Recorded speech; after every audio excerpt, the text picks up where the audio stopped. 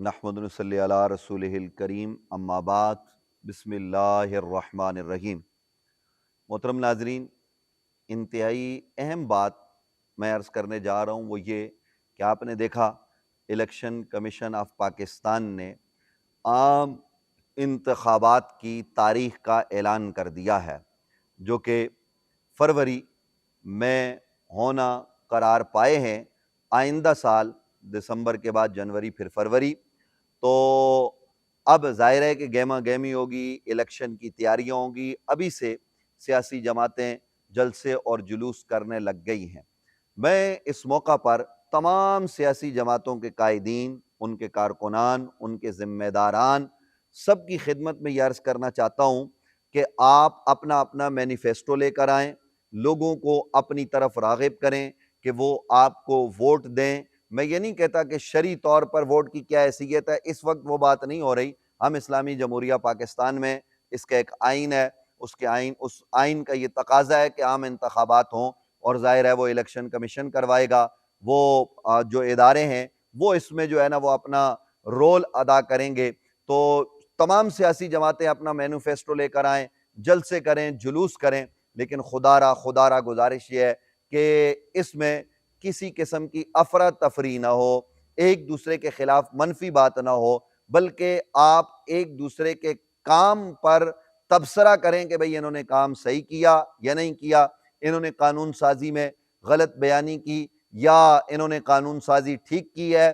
اپنے مخالفین کے ساتھ، جو سیاسی مخالفین ہوتے ہیں، یعنی وہ مخالفت برائے اصلاح ہو، نہ کہ مخالفت برائے مخالفت، بلکہ مخالفت دشمنی تک پہنچے۔ اور پھر آپ دیکھتے ہیں کہ ہمارے ملک اور ہم جیسے جو اور ملک ہیں ان میں سیاسی میدان میں قتل و غارت گری کا بازار گرم ہوتا ہے، لوگوں کے جوان بچے مار دیے جاتے ہیں الیکشن سے پہلے، الیکشن والے دن یہ انسانی جانوں کا ضیاع ہوتا ہے۔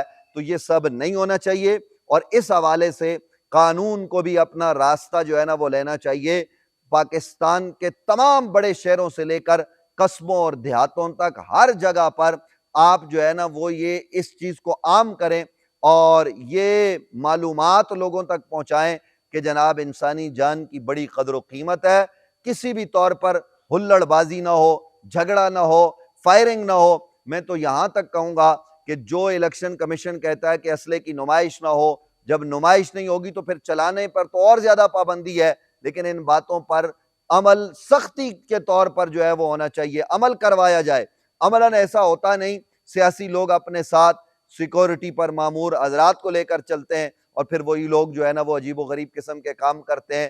تو میری یہ گزارش ہے تمام سیاسی جماعتوں کے قائدین سے کہ وہ اپنے مرکزی اجلاس بلا کر اس میں تمام لوگوں سے حلف لیں کہ وہ بدامنی کی طرف نہیں جائیں گے، وہ افراتفری کی طرف نہیں جائیں گے۔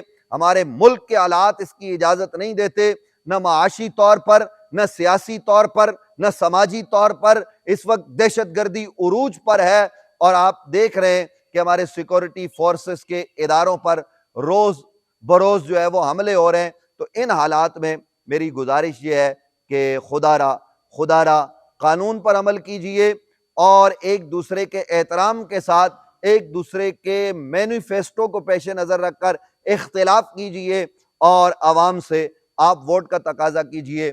کفر، شرک، دلالت، گمراہی اور اس طرح کے نعروں سے اور گالم گلوچ سے خاص طور پر پرہیز کیجئے۔ یہی چند گزارشات تھی جو میں نے آپ کی خدمت میں پیش کی ہیں۔ امید ہے کہ پاکستان کی تمام بڑی چھوٹی سیاسی جماعتیں میرے اس پیغام کو سنیں گی، اور سن کر وہ یقیناً اس پر عمل پیرا ہونے کی کوشش کریں گی۔ یہ ہمارا حسن ظن ہے، اللہ کرے ایسا ہی ہو، اور اللہ تعالیٰ میرے آپ کے اس ملک اسلامی جمہوریہ پاکستان کو سدا پھلتا پھولتا رکھے، خزاں کا گزر بھی نہ ہو، ہمیشہ ہمارے ملک پر بہار ہی رہے۔ اللہ اس ملک کو سرسبز و شاداب اور آباد رکھے۔